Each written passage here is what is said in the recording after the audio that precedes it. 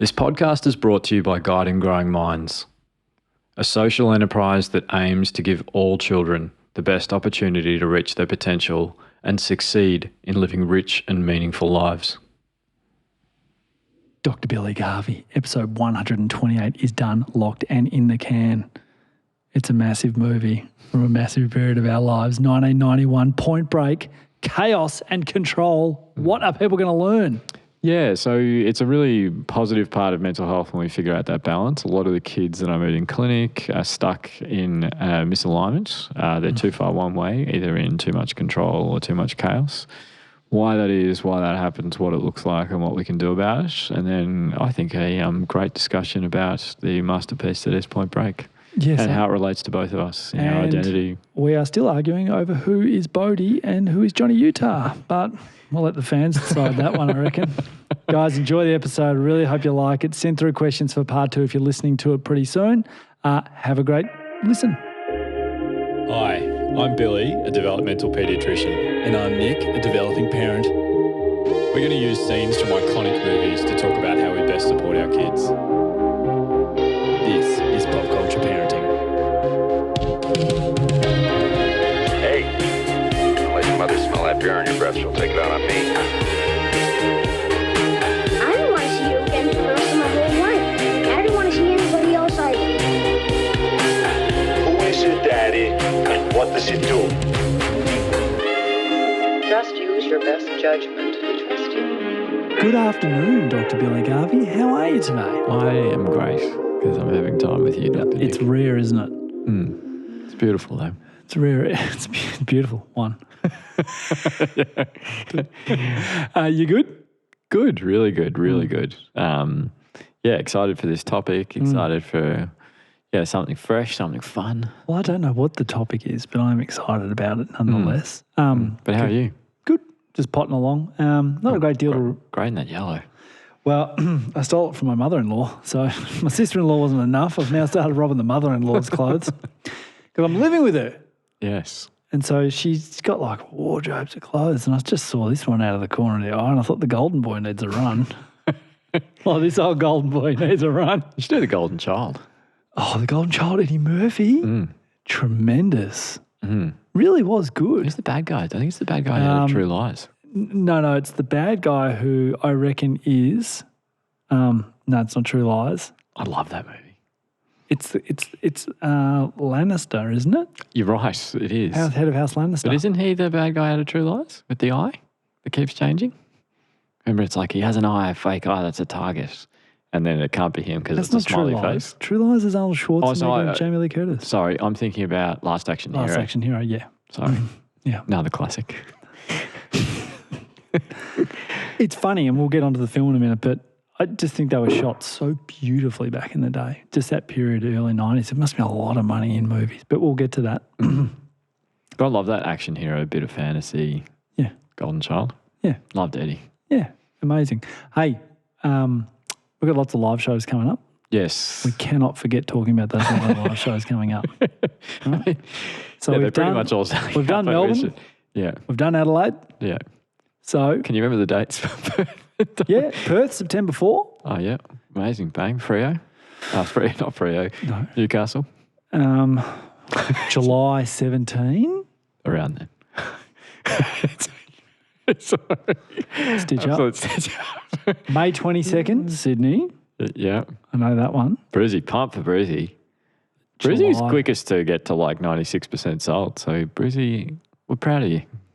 You should be proud of yourself, Brisbane. Really pumped for Brizzy, yeah. Yeah, you are. That'll be sick, yeah. I lived there for a long time, so I can't wait to get back. Well, I can't wait to get to all of these places because they're in like July, and I live in Melbourne, so anywhere it's not Melbourne in July. Yeah. I think I'm setting up a residency for 2 weeks in Brisbane. What do you reckon? It's pretty grim down here. Talk to me. Pretty grim down here today. Yeah. Listen to my voice. So thank you to Berry Street Education Model. They're supporting the national tour. Amazing, leading trauma service, come around schools, educate you. Phenomenal team. We love them all. There's still opportunity to be a part of the live show as sponsors. So part of the pod as sponsors. I think there's still gaps this year for sponsors. And to be a part of the live show. Come along, like you can activate there. There's hundreds of people that are just amazing parents and professionals that you can connect with through those live shows. And yeah, they're going to be heaps of fun. Heaps of fun. And yeah, any other shout outs that we need to do? Patreon, come over to Patreon. We're doing more and more there. Come over to Patreon. Yeah, it's free. And if you can pay, help. If you can pay, please help. That helps to everything we're doing. But and corporates and everyone, please come in more. We need more of your help to keep this rolling. Yep. And it's not just keeping this rolling, it's expanding the education that people need the most in schools and... There's a better way of saying it. Yeah. But also my argument, because I think did I tell you I'm going to be in the Qantas magazine? Really? Yeah. Did you get any tickets anywhere? No. No. Mate, this is not about us. It's not. Do you remember years back I got offered the... yeah, I remember. Yeah, all the lounges.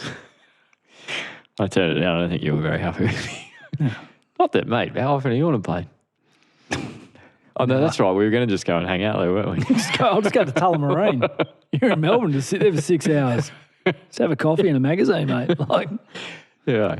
But no, so I'm in Qantas magazine essentially arguing that corporations should have us come in with actual expertise to build their team members' capacity to support their kids at home. Parental burnout sits at about 65, 70%. We can help with that. Parents will do better at work, which is their goal. I care more about their parenting experience. But so benefits the company and benefits future generation. Brilliant. Kids coming up, reach their potential, go into industries, perform better, achieve more. So yeah, get around it because that's what we come and do. We come and tailor stuff, journey with you. Yeah, amazing. Unreal. Pumped. Griswolds and Winslows? Yeah, yep. I got them. Have you got them? You got one each? I got a Winslow. Oh, bad. Well, it's a Grinslow. I don't know what it is, but it's not bad. Yeah. Oh, who do you want first? Let's give me Grizzy because we'll start on that way. Don't let your mother smell that beer on your breath. She'll take it out on me. Just a reminder, the Griswolds and Winslows are here just to make sure we're really clear that parenting's not always easy and sometimes it can be awesome. So this is the balance, the yin and the yang. So a Griswold is when something doesn't go so well that you've had a part in, and a Winslow, which we'll play next, is where you've done something well that you did have a part in. You can take some credit for it. Yeah, and we love hearing of those from the audience and the people that listen as well. The fans, you might say. Some might. Yeah. So this is on topic. I haven't given you a topic yet, but this is on topic. But just I've been struggling a little bit lately, my parenting journey. So it's quite funny. I've taken leave to focus on guiding growing minds for the year and try and really build it up and make it more sustainable and more effective in what it's trying to do, which is help every child reach their potential and live meaningful lives. I think I was like, oh man, I won't be in clinic like 4 days a week. I'm going to have so much capacity. But I didn't realise that clinic was protecting me a bit because it was just focus on something that I could control and kind of do those things. And so now I kind of live in constant chaos, just like long days, 7 days a week. It's always humming. There's always stuff going on that we're doing. And I'm feeling like I'm, one, not giving my kids enough time because of this. And two, the time I do give them, I'm stressed, distracted, short. I think that I thought it was going to be easier, but it's actually been harder this year because of that. Like we're in the midst of a tour and all that stuff, but I'm just noticing that and I'm kind of being shorter with my kids, more distracted, like all of that stuff. And I have you in my ear and you're in my ear because I remember you saying to me years ago, mate, school comes quicker than you think. And Evie's starting school next year. And I'm just like, I'm having hardly any time with her and Annalise is having less. Annalise has got 3 long shifts in the next 7 days. Like just, she was going to go home last night and she got someone called in sick. So she got an extra one. And so it's just like, I've just got this like real fear around she's going to be at school 5 days a week. I'm not going to see her as much and I'm missing this opportunity to see her to like, and it might be like, oh, isn't it great, Billy, you're doing all this stuff to make our community better. But a bit like you love Breaking Bad, I'm like, I'm doing this for me. That amazing quote that he has where he's like, I did it all for me. And so I'm feeling, really torn in that way. And I think hopefully it's helpful for other parents who are doing the same thing where they're chasing something really hard And, Annalise would say, well, our kids are watching us chase our dreams and our professional aspirations and all that stuff, but just how much that takes, and then that kind of guilt and shame and fear about the future that, like, I'm going to look back and wish that I just spent more time with them. So, and I think in this episode, I'll park you because I think you've got a beautiful way that you achieve this personally with your own kids and your own life and your own, like, balance. So we'll park it, but I'm really excited, and that's kind of why I picked this topic, to kind of open up that bit of you and just explore how we can kind of find that balance. Okay. I'm interested now. I mean, I was interested before. Yeah, finally, I actually care. Wow, an episode, a topic I actually care about 128 in. Which is baloney, because I told you we did the best episode, best topic we did last year. I told you how much I loved it. I love it so much. Can't wait for the live show to do it. The only one where I wasn't the expert. Yeah, I'm just pretty good at it. I'm irreplaceable too, Nick. I could be swapped out in 5 minutes. Go find another bloke walking down the street that looks tired and old with stains on him. There's a young dad. You'll do, mate. I reckon. Well, I told you it's a Grindelwald. Yeah. So let's play Carl as well. So we'll move in. We'll give you. Fun? I love fun. In fact, I'm the grand funk master of fun. God, I wish I had canned laughter in my life. Every time I said a one. Well, hopefully we get some laughter tomorrow night. If we don't, it's hopefully. It's going to be a very quiet room filled with 800 and something people. It's kind of funny when I reflected upon this one a lot recently. I was at a party with my kids. It was a really nice day. It was beautiful. Family really familiar with. Having a great time, and the essence of what happened wasn't a big deal. My kids were fooling around. We were basically on a wrestling mat, so we're all goofing around, blah, blah. It got a bit rough. Told one of my kids who was in a bad spot, I said, you better move from there. You're going to get stepped on. Honey, trust me, get up. Doesn't get up. 3 seconds. 3 seconds later, kid goes back. Her sibling steps on her face, I think, from memory, like really plants one on her. Accidentally, one of the kids takes off. The other one chases them and pushes them. Kind of not really that big a deal, but unfortunately pushed the kid into like a bit of a pole. Like it wasn't like an aggressive shove, but it was like push him in the pole. One kid hit the deck, freaked out by the sound, wasn't injured or anything. One kid starts bawling. The other kid's sort of there, and then everyone sort of turns and looks around. They were like, whoa. And I was like, whoa. Now, the reason I can't decide if it was a Griswold or a Winslow was I'm actually thinking it's more of a Winslow, because I did in that moment do something that I haven't done before, which is I went to the other kid that was on the ground and crying. They're both my kids, by the way. It wasn't someone else's kid. So it was mine to deal with, and no one was going to lose it. It was just me. Yeah. Picked her up, patted her. That was all good. But I turned to the other one, and I'd tell you, I'll be really honest, last 5 years or whatever of having 2 kids, I would turn and scowl at that other kid and let them know, even if no one else could see, that I was really disappointed. And actually I'd go further, and if Henry was there, because there was only one there at the party with him, I might even take her away straight away. Not aggressively, but take him away. I just looked at her. I was like, I just sort of looked at her, and she started to well up because she knew she'd done it wrong. And I just was like, I know what that particular kid needs right now, and it's not me giving them an absolute bollocking in front of a party. And I get why people do, because I've done it. I've done it. Like, I've given them a unbelievable, look what you've done, And I was like, because part of you wants to let everyone know that I don't tolerate that. I'm trying to tell them I don't tolerate my kid doing that. But I also just looked at them and went, if I give her a dressing down here in front of everyone, what the hell's it going to achieve? I knew I'd have to speak to her at some stage and just let her know, hey. But I just didn't. I just picked up the other one, looked at her, and I just looked at her. I was just like patting her. I just didn't give her that scowl that I have. It's that far below the surface. But I held on to it. And I was like, it was really good. So that was a bit of a Winslow. Because I've, as I said, never done that in my life. I would have always have gone, why the hell did you do that? And that's the least I'd do. I'd be like, maybe I am replaceable. No. But how'd you do it? I just, because it was really loud, like everyone kind of stopped a bit. Like it was bit full on. I was like, oh, but I could tell it wasn't like she was trying to slam her, sister into the pot, but like it was aggressive, but it wasn't really that intended. I just sort of knew, but it looked bad. And I was just like, I'm just not going to, old me would be like, that's it, we're going home. Mm-hmm. Do you know what I mean? Yeah. Not just old me. I'm sure it's there next week if I don't sit on it properly. But I'm like that. Yeah, beautiful. What is this? I just really like how you said it as like that's not what that kid needed. It's not what she needed. And she was welling up. She knew she'd done the wrong thing. Still need to tell her about it. I do. Beautiful, mate. She took herself off, and then I just patted the other one. I was bawling, and I was like, it's okay. Unconditional love and support. Yeah. Yeah, it's just like, I've gone all the other way, mate, and it has never resulted in anything good ever. Ever. Kid doesn't go, gee, you're right, mate. Yeah. I shouldn't have done that. Actually, I'm going to go out and apologise. It's not going to happen. So Yeah, well, like, that's the thing, isn't it? The kids are like us. They beat themselves up enough as it is.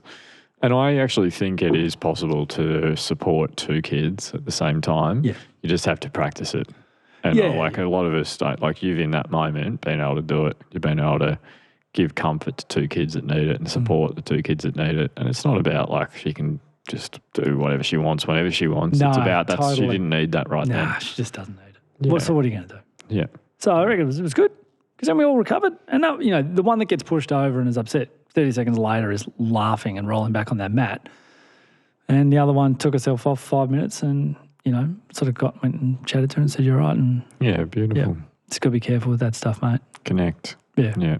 So, yeah. And they didn't want to hear it, but I was like, all right. But I get that. And I'm like, oh. Yeah. It's not like I didn't create some rod for my own back that she has done it 5 more times since without punishment. No, you know what I mean? That's what I realised. I'm like, there's part of me that's like, I'm going to nip this in the bud right now. You can do that. It's a skill development. It's not punishments. It's not punishment, yeah. Withdrawal of love. Well, we're getting at, well, that's what I hate to think about the shame I'd do as well. Anyway, Amazing. don't know where it sits. It's all right though. That's why you're amazing. So my Winslow Go for it. is just a funny one. Annalise said you should. I probably won't tell it that well now because she's like, that's funny. You should say that on the pod. Evie has started like conspiring with me against her mum, against Annalise, where she's like, hey, Dad, I know we've just had a treat, but why don't we just not let Mum see it and we'll have another one? So I've lost all authority. I'm now just one of the kids. She's got 4 to parent. So, I'm very confident I'm the hardest one as well. But yeah, it's just been this funny thing that's been happening where as Evie's gotten smarter, she's like saying, these guys are softy. Where's the spine on this bloke? Yeah, so she's like, literally, it's happened a few times where she's like, let's do this, and Mum won't notice and doesn't see me. I was like, I'm a tool to get something that she wants, not a. So, yeah, it's just been really funny, kind of seeing, that beautiful kid like become, more cognitively capable because Yvette is really like this. She's very smart, and she's like me. Like we talked about this last episode, she has my emotional sensitivity. And I'm trying to support her through that and just connecting with her. And yeah, definitely. And it's been, it's been really beautiful. And it's just lovely. So I can't wait to see her. Yeah, mate. When we get to Newcastle for the live show, which is... Yeah, coming in, mate. Yeah, it'll be great. God, I'm in love with that place. Mainly the people. Newey? But also, Newey's great. Sorry. Hang on. Is it the way you really stepped on the people bit? Anyone missing? Yeah, I'm sure if I think about it. I don't know. This is dead air, mate. Let's keep moving. Billy, can I say it? Point Break. Point Break. Yeah. Point Break. Yeah. Yeah. Amazing. Yeah, great movie. Like, I think it was hard for me because I was like, this kind of, I don't know. When you like see yourself in something and you're like, I don't remember doing this movie. I don't remember, Like that, I guess the difference is that they didn't use Swayze for all the surfing. So that's probably... No, they didn't. That's where I came out of it, where I was like, this isn't me. Yeah, no. It's not Swayze served me. I'm not sure which aspect. Oh, the wisdom, the looks, the athleticism, Oh my God, spirituality. He How looks many so how many good. ways do you want me to looks- say that I connect to Bodhi? So I would say Here we you go. and me and Swayze. I'm walking past your commentary about you, man. We love Patrick Swayze. Yeah. I reckon more than we love Bradley Pitts. Oh, yeah. I Yeah. think Swayze had, his films were unbelievable. Like Roadhouse. Yeah, yeah. Like, sorry, I know Have you got probably is that your can't- fave? Fave Swayze? Oh, it was pretty compelling. It was pretty cool. Yeah, it was pretty cool. I mean, I loved Ghost as well, to be honest. Yeah. Ghost was really good. Yeah, like, it's a Ghost is really really interesting film. Yeah. And Whoopi's amazing, and Demi, like all of Yeah. it really good. We haven't not done that. Yeah, Ghost. Well, it's hard. We're trying to bring dads in. So I feel like I love Thelma and Louise. I'm not sure if there's many other men that love Yeah. Thelma and Louise. I don't know. Really like, I just like Swayze. Yeah. Mine's definitely Dirty Dancing. It's like there's so many bits of it. The bit where he, obviously all the dancing, the bit where he kicks the pole out of the ground to get into the car in the rain. Yeah, the bit where he accepts responsibility of the dressing down from the dad. Like, it's just, yeah. But he yeah, he's falls on amazing. that And his sword. voice, mate. That's another thing we have in common. Phenomenal singer. What? Isn't he? He sings. the wind. Yeah, that's him. Yeah, I know. Yeah. So, yeah, Swayze. Yeah, but amazing in Point Break. Yeah. Well, I think he's better in Dirty Dancing, but he's really good in this. Yep. Keanu, I think Keanu's great and seems like he's a really great human, which is more important than his acting ability. But I think that, I thought he was good. I think he's good. And yeah, it's quite funny because I was watching it and I was joking to Annalise that, you know, I'm like Swayze's character and all that stuff. And as I was watching it, I realised I'm actually Gary Busey. We had that as the hint to the episode, didn't we? But Gary Busey had come off Big Wednesday, which was a big iconic film Yeah, amazing surf with movie. Gus Van Sant. Oh, bad. I know. I always think about the, or is it Big Wednesday or Endless Summer where the guy's trying to get in the oven at the party? But that's Busey. Yeah. in Is Big it Busey? Wednesday. Yes. Yeah, Sorry, of that's what I'm course. saying. Like, he's this Yeah, wild yeah, man. yeah, Like, he's a real he wild is. man. I don't Yeah, remember it the is. film that well, but I He's think trying it's to get in, Gus Van Sant's the guy with a triple barrel name. And I'm not sure if he makes it out of that film. Yeah, I can't remember now, actually. I forgot that was Gary. But the, I mean, what does this movie mean to you? Like, Peak, like, so like, it doesn't now, but this film is 35 years old. It's 1991. I've seen this film 15 plus easily without a doubt. yeah, same. Loved it. Cool. Super action. It was also a period of my life where I started to fall in love with surfing or the idea of being a 'cause when surfer. was that for you? Yeah. So my When did it mum took start? me to Endless Summer 2. That's where it started. She took me to Endless Summer 2, Oh, I forget that you're older than me. not Endless Summer 1. Endless Summer 2. Yeah. And so I went and saw that at an independent theatre with mum. And then I thought it was awesome. And then my uncle gave me a surfboard. Then my dad bought me a boogie board. And then that's sort of it. Yeah. So Endless Summer at the Walk-Ins, that's where your surfing club started. Endless Summer 2. Tattoo, sorry. But I'd seen Point Break and thought, like, again, young, impressionable 11-year-old at that stage. Yeah, is that Patrick when you, Swayze. because was that when you started? That's how old you were? Yeah, boogie boarding and kicking around with dad, going down the coast with him, staying in friends' houses and whatnot. But seeing Patrick Swayze and just going, how cool is this? And it was such a cool, like, it had like, I just remember like great trailers for the film. Like, do you remember it? Like, it was really good. We are the ex-presidents. Yeah, and it was that's like right. really cool.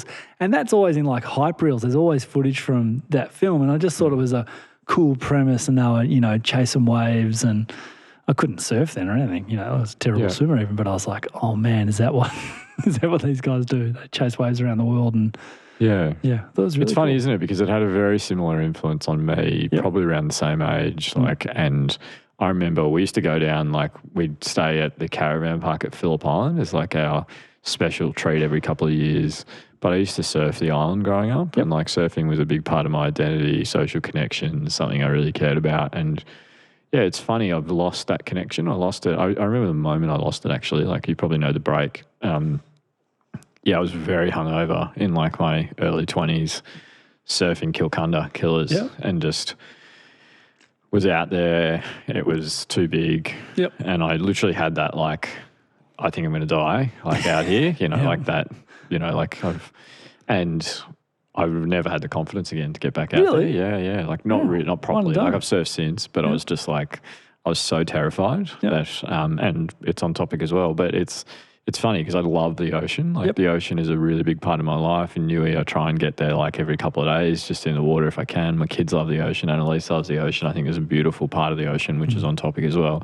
And so it's, so this movie is really beautiful for me. And I also jokingly, every time we've got one of our mates who who's migrated north during the pandemic, who every time we go to the beach, even if it's a little bay, I'm like, oh, it's death on a stick out there.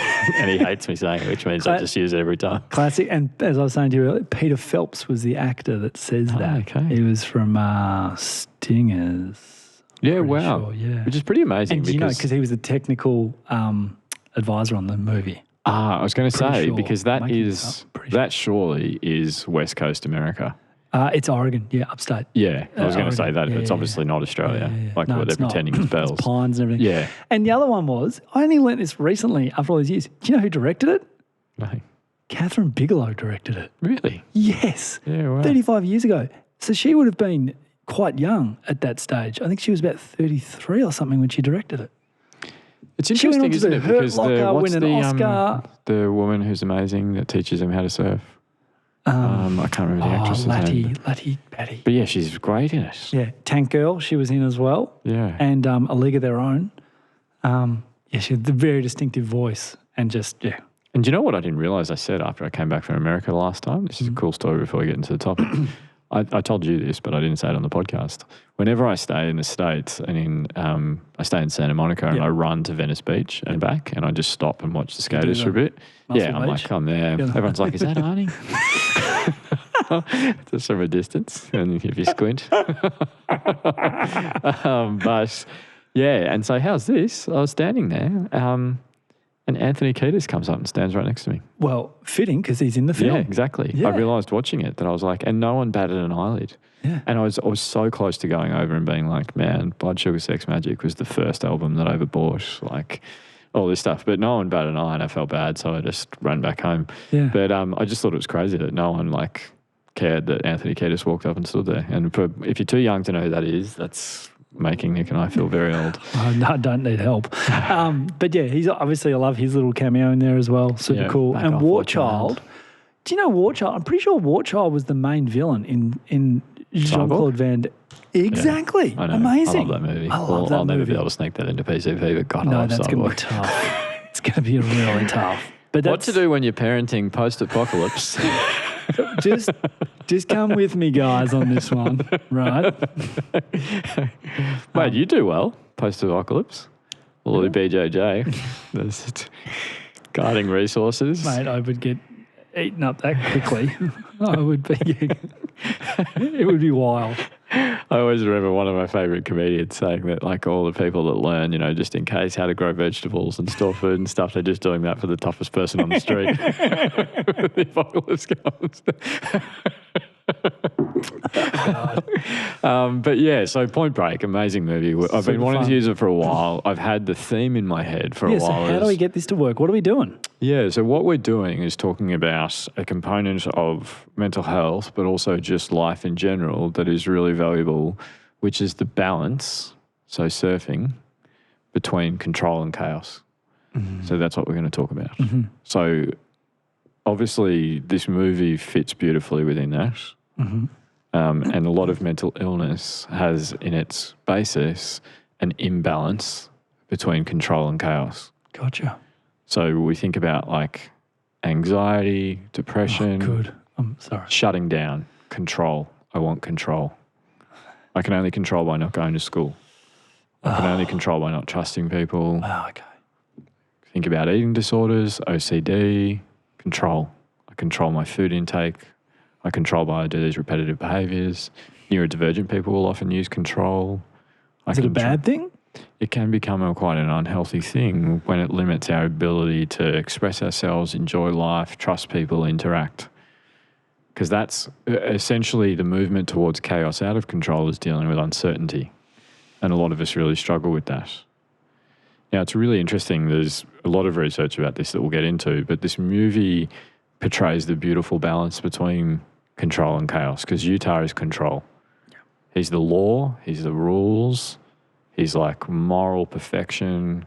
He's like, do everything right, isn't he? Yep. And then he meets Bodhi.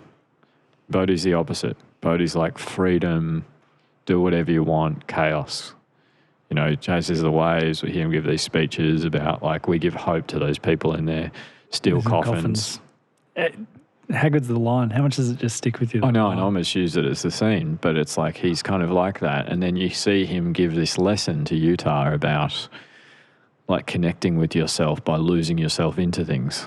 And that's essentially what the ocean is. Like the ocean generally, but especially in this movie, we see this portrayal of the unknown and being okay with that. And a lot of us, including our kids, really struggle with uncertainty.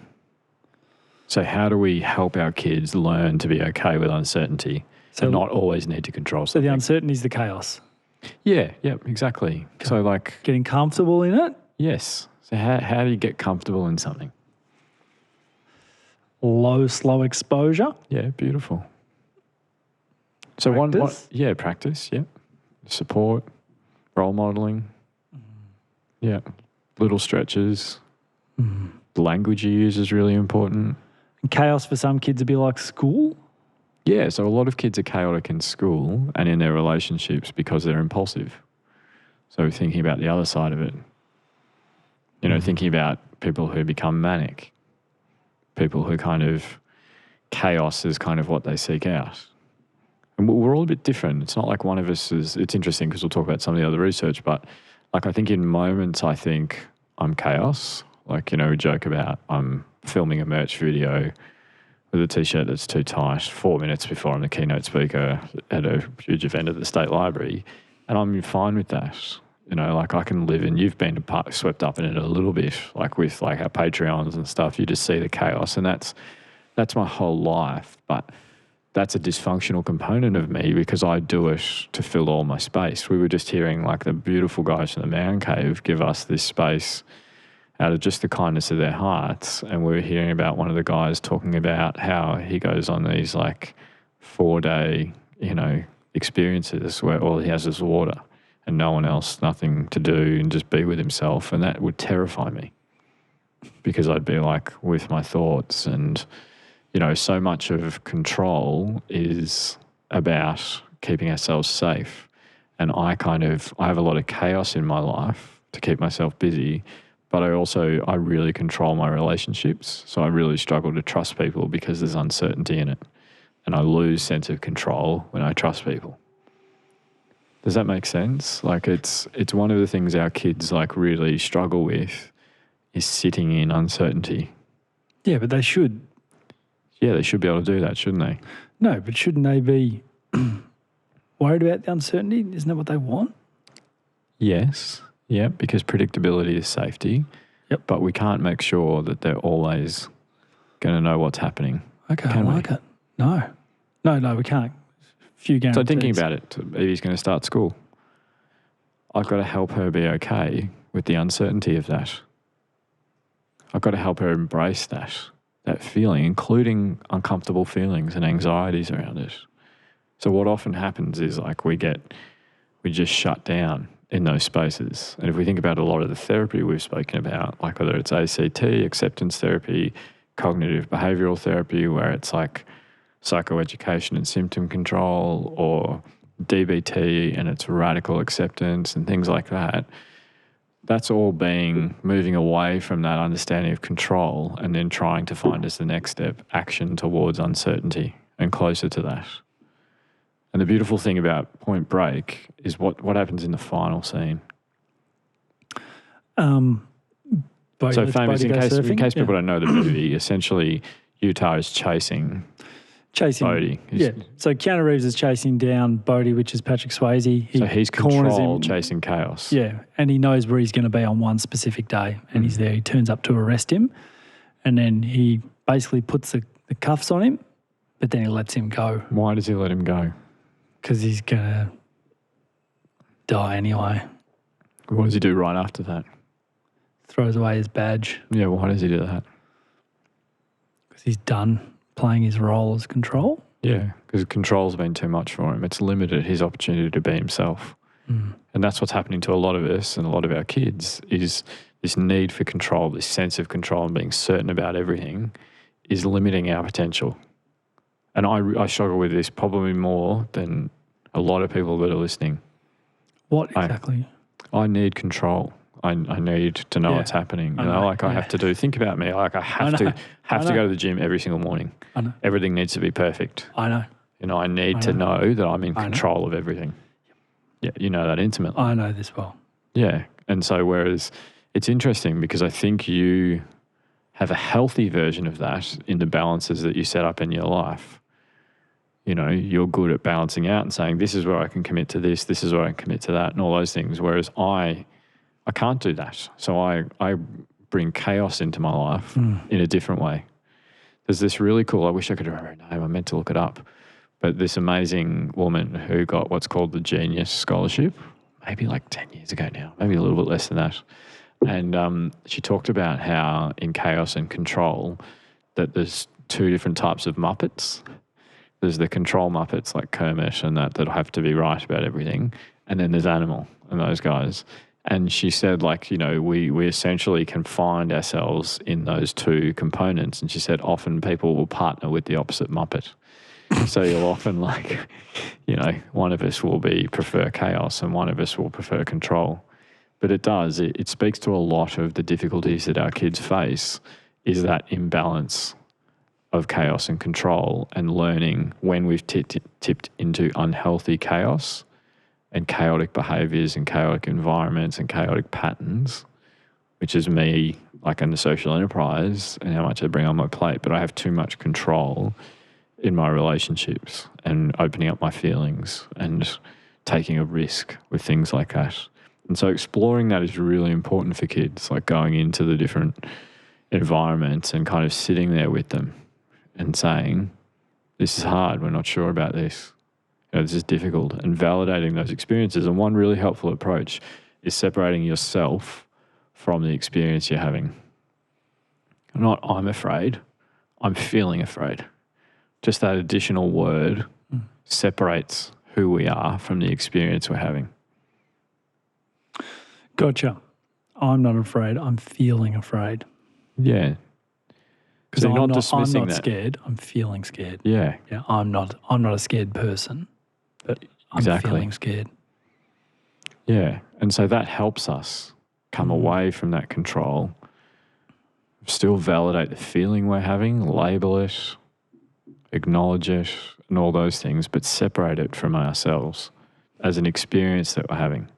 And that's how we can even use something as simple as a single word to help our kids come out of always needing control. But I don't know how you feel where you feel like you sit in that balance of chaos and control. Yeah, a lot of control. But don't like chaos. Yeah, so the idea is like being flexible in the experience that you're having and saying this is what, like a lot of kids will be quite rigid. Rigidity is another way of thinking of control. I'm pretty I think I'm flexible, but only for short periods. Yeah. Okay. Like I won't do things. I know what I'm like. Like I just really know what I'm like at my age. And do you think it limits you? Yep. I'm happy with that. Yep. How would you feel if you saw that in someone you cared about, a friend or a kid, and you were saw that that was limiting them, that behaviour?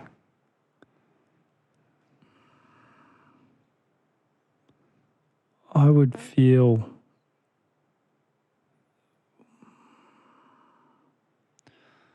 maybe I'd encourage them to do a bit more, but it all depends on what you actually value.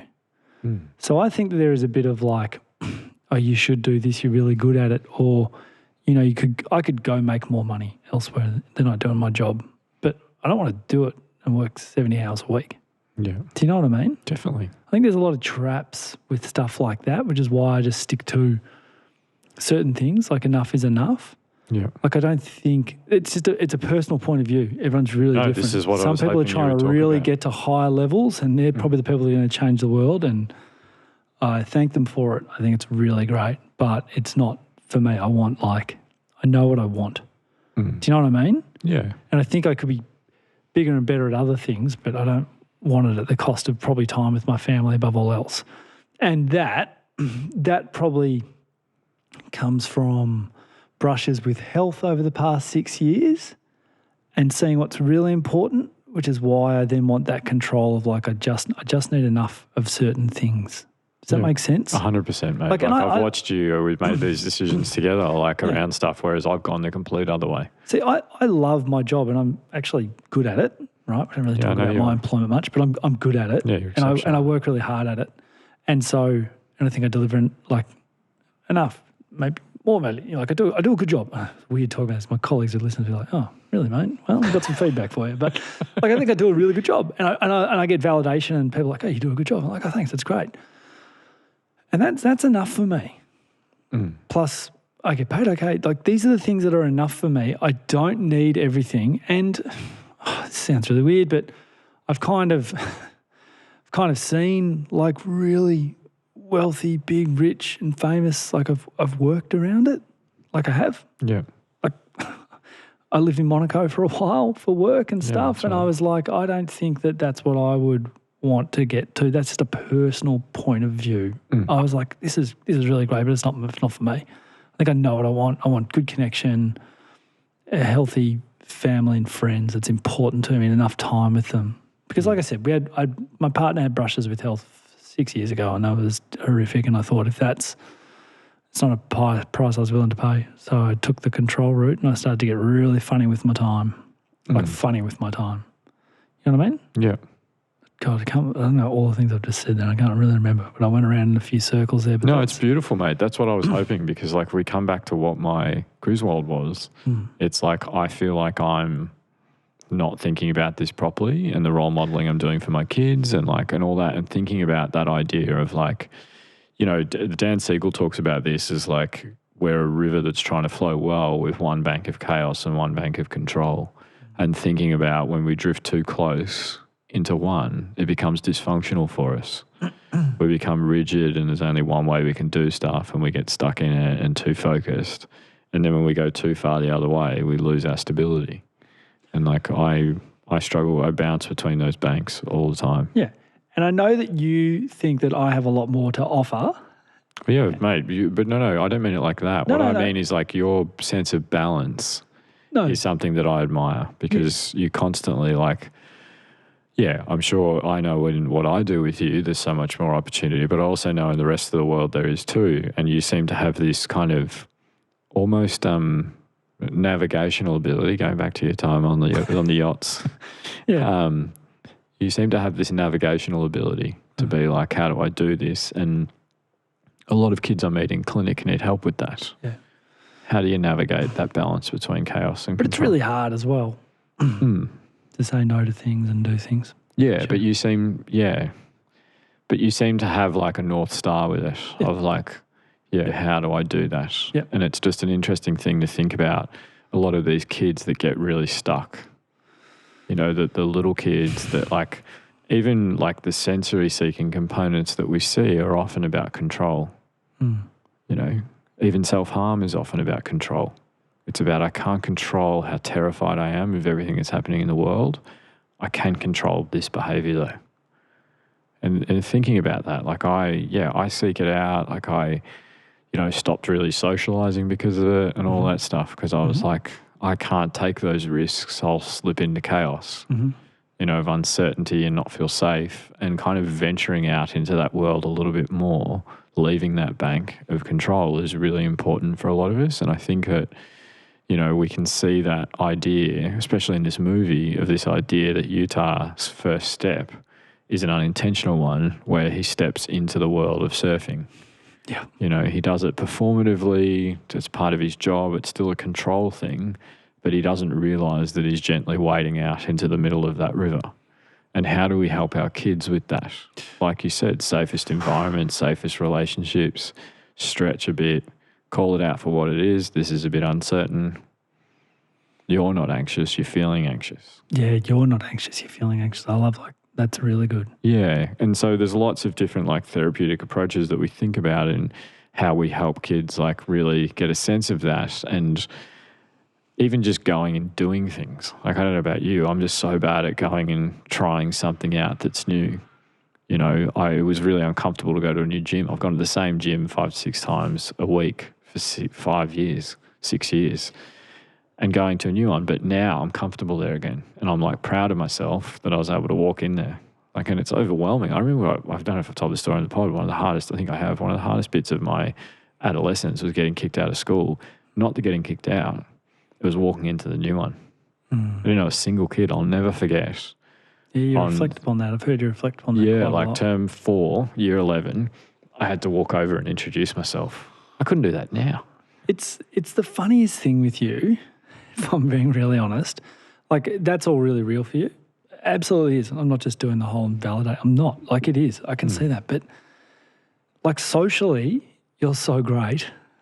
And so it's interesting. I tell people off the pod, I'm like, Billy, you have to play a serious role. I come in here every week. I don't need to know what the topic is. I watch a movie and I have a chat and I read questions. So I can be like, me. Mate, you're certainly yourself, but you're also you've got to wear this behavioural pediatrics hat every time we do this podcast, right? You do. You do a great job, which is why everyone loves this and it's so good. But you're also wonderfully sociable and amazing to have around in a social setting anywhere with any of my friends at any stage. But you're really good at asking people about them. You're really good at talking to people, but you're very funny as well. And again, I get to be funny. I get to try and be funny. All I want here, you don't get to wear that hat as much in this role. And you're still very funny, but you don't get to be. Do you know what I mean? You pay a real price. But I'm just saying, it's funny. It's a shame that you don't. There was some beautiful feedback that came off the first one we did, we had the longest gap. And we did the reflection on whatever was before Castaway. Yeah, Castaway, yeah. And we were just ribbing each other a bit at the start. And people were writing in being how beautiful it was to just see us reconnecting. They could tell that we'd had some time. See each other for I ages. remember I was stitching you up about the Dickie Bandits van. Grayson does that to me.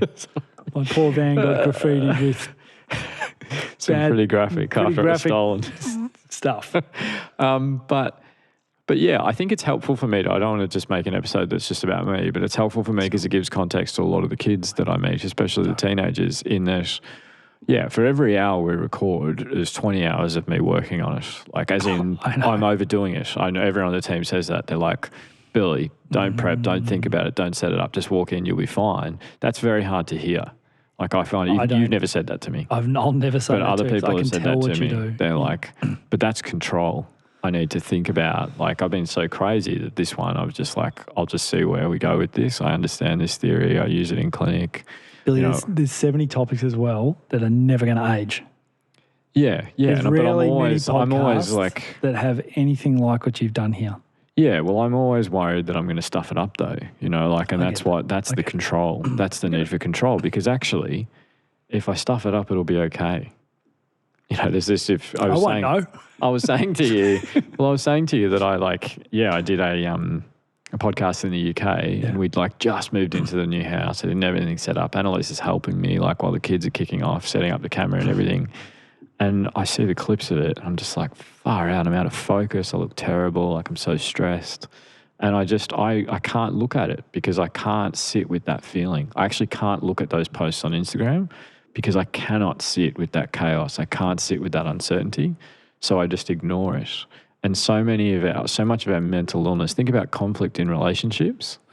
We're not able to address it. We're not able to get near it because it's uncertainty. It's potential unhealthy chaos. But we go too far the other way where we go control, avoid it.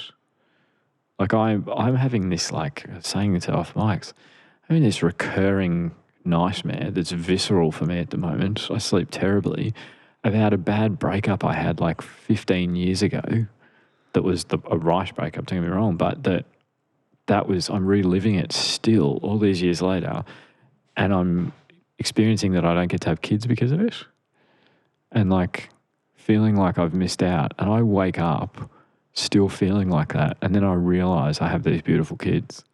But it's this like fear of loss for me, and because I've had so much, like, you know, I was writing something recently and I was like, I've had, you know, had trauma in my life more than some, less than most. Like I never want to sound like I have more trauma than a lot of people, but this is the thing that happens. A lot of us protect ourselves by control and actually saying it's going to be okay. Like just whatever happens, it'll be fine, and making sure our kids feel secure in those relationships. Because you might say that I'm great socially, but that's actually my professional skill set coming out.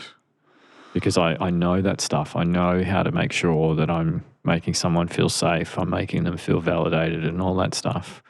It's so rare for me to trust someone. Yeah, but I've also seen you lying down, like at my place, on the mats, surrounded by the kids, and we sit there for hours. Yeah, it's because it's you, mate. I trust you. There's not many people I trust. Yeah, okay, like, that's and true. that crucible that I've had that. to go through for that is like just overwhelming. And that's a lot of kids that are socially isolated, that are like really stuck, especially neurodivergent kids. Neurodivergent kids are the most vulnerable to this stuff, because the only way in an uncertain world where there's risks that other people can't see is control. You know, it's control everything, hyper focus on things, stay within your preferences. You know, sit in that thing, just do that thing over and over again. Repetitive, restrictive behaviours. As a clinical component of autism spectrum is repetitive, restrictive behaviours. And that sense of control is what they're struggling with. And when we understand that, instead of saying to kids, hey, stop doing that thing over and over again, and understand that's how they're regulating themselves, they're sticking in a realm of control. And then how do we gently let them explore outside of that? Mm-hmm. But think about, like, I'd be interested to hear how you do this, and if you do it with the girls as well, of just uncertainty. Like, do you ever go and just be like, we're just going to see what happens? Oh, yeah. Yeah, I feel like we do that a bit. Yeah. Yeah. I mean, I put controls around it. Well, I mean, you have to be like, we've got to be back for dinner, and I've got to make sure I bring a snack and all that stuff. Like, I don't know, I took them I can only relate it to my own experience, but I took them to the footy last year. That's right. 70,000 people, and I was like, we're going to go for a half and just put an end on it because I want them to like it so much that they wanted to come back. But, it's 75,000 people in a stadium. They've never been to a couple of local footy games with 180 people. And so I take them there. I'm like, see how you go. Tell me if you like it or not. Like I didn't say we could always leave if you want. I was just like, yeah, we'll just go check it out. There's lots of stuff you'll love. Like, does that make sense? Or definitely. Like, and it's a really it's a really good example of it, because think about how much of our daily lives and our weeks and our months are just control. Yeah, totally. It's just like, this has to happen, this has to happen, this has to happen. Yeah. I took them to the ocean recently, which I went on about in my whole Winslow stuff. I was like, this was great. This was like, see how you go. I'll look out so you don't get in real trouble, but have a crack. And they're like, Yeah, and I think like that. is that what you mean? Totally, because I do this with my kids as well. I'm just like, I'll say to them, what do you want to do? And I'll be like, we can do this, we can do this. The other day with Evie, I was like, we can go to the skate park, we can go to the beach, we can go to the pool for a swim, we can go to a playground, we can do this, we can go back and craft, we can go for a bike ride. And I just let her choose. And it would have been easier for me to be like, we're just going to go home, I'm going to get dinner ready and we're going to do that. But it was actually important for me, because that's what matters to me at the moment, to stretch out of that. Because I worry that I'm losing so much time where I'm not actually prioritising experiences and just connection and joy together. I'm just surviving. And I think a lot of us get caught in that survival, control, just like, my to-do list has 100 things on it. Like my literal today to-do list, I'm happy if I get it below 15. Do you want it to change? Yeah, it's a great question. And I think for me, like what I'm trying to, it's funny. I spoke to my therapist about this. I remember because it's quite funny for me, because I meet a lot of kids that are like not as far along as me in terms of like they haven't lived with it for as long as I have, and they're kind of going through the similar adolescence or childhood that I did. And yeah, I have hope for every kid I've ever met. I struggle to be hopeful for myself, and I have this kind of unhealthy belief that I can tolerate it, you know, which is like, I'll be fine. And that's like, because that's control, you know, and a lot of these kids in clinic, they don't want to change because it's too scary to change. You know, it's like it's that classic freeze. You know, it's that classic, like, I'll just stay here. And I know this is hard, but it's not as hard as risking what's going on. It's the same as I've said it before on the pod years ago, I think, like the kid who, you know, swears at the teacher or throws something. It's control because he knows he'll get in trouble, and he knows he'll go to the principal's office, and he knows he'll get home and get in trouble and be suspended for a few days, but it's predictable. But it's chaos to be like, maybe I'll try in class, because the risk of trying and failing is way worse than being suspended. Does that make sense? Like, yeah. Yep. And that's a lot of our kids get stuck in these patterns of behaviour where they're just seeking control. So what do you do? So you give them opportunities like that, but the playful one. You doing that is really great, to just be like, we're going to go and do this thing and just see what happens. Follow them, let them lead. When they're struggling, label it as, you are feeling anxious, you're not anxious. This is what you're feeling, and let's hold it. Let's stick in this uncertainty. Let's see what's going to happen. I'm facing this with you. You know, like, I feel like this. Sitting out the front of school and being like, why don't we just try and see what happens? I'm here with you. Let's try with this friend, you know, let's try with this new thing, and let's explore it and see what happens. And being safe, and being a safety net that catches them when it fails and goes, cool, like that didn't work, but how good are we for trying it? You know, we is a really important word around kids. I think too much we say you, we should say we. Like, we are trying this. Yep. So I think it's a funny thing, which even like back to my surfing, you know, it's that classic example of like too much risk, didn't go back. You know, I wish that I surfed now. Like, I love it. Snowboarding and skating are my two favourite things. I can't surf anymore. So like, you know, I live in a surf town now, and I surf too. But it's one of those things. But maybe we'll play the scene because it'll give it a bit more context and colour. And for the context of this scene, this is I'm sure something you did in your surfing days, where you line up all the cars and go for a night surf. And and just think about listening to this scene in the context of what we've just said. Control and chaos, and finding the balance. Had enough? Yeah. I just want to sit out here for a minute. Look at you. What? Well, usually you have this intense sort of scowl of concentration on your face, like you're doing all this for a school project or something. Or like you've got something driving you. Look at it. It's gone. If I didn't know better, I'd say you looked almost happy. I can't describe what I'm feeling. You don't have to.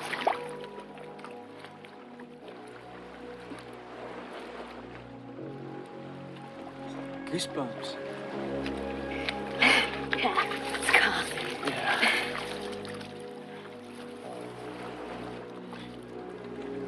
Come here.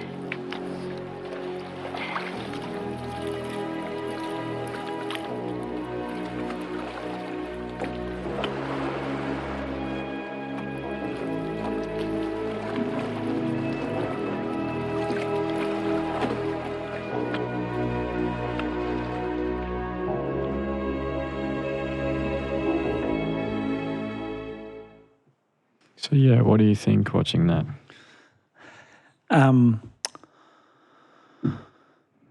What experiences Utah having? I'm finding it hard to process. And I like actually what she says around it. She's like, You don't have you don't have to. Like, sometimes words are But she spots it in him, doesn't she? Mm. She sees his guards down. Mm. He's just in the moment. Yep. Which is hard for a guy with all that control that he usually has in life. Yeah. And I think you do that. I don't do it enough, but I would implore like everyone listening to be like, when do we create opportunities to just be in the moment and lose a bit of control with our kids? Go and explore those places in the safety of fun, because then it helps them be uncertain with other parts of their life. Because you can say, remember, we didn't do this. Yeah, But this and was it will fun, help them. remember? It's a scary thing to think about, but like help them in future if they're in unhealthy relationships to be able to take the risk of leaving the control of an abusive relationship or something, but say, I can handle the uncertainty of this. I can step away from this. You know, I can approach a person and bring up the conflict in a healthy way. I'm not sure what the other person's going to do, but I can understand that they're having experiences different to mine. I can't control that. I can't control you. I can't control what everyone does. I can try and set myself up to go out there and succeed, but if I don't, I can't see myself as a failure. And it's a really big part of mental health is like having those experiences that Utah's having there. He's just in the moment enjoying something. And it's when he finally starts becoming a surfer. He's not doing it because he's trying to crack the case. He's just out there enjoying it. And he sees that exploration of like learning something, taking a risk, all that stuff. And it's like, it's just one of those things that I spend a lot of time in clinic thinking about, where is that for this kid? And, you know, sometimes it's like, it's not there for a lot of kids I meet.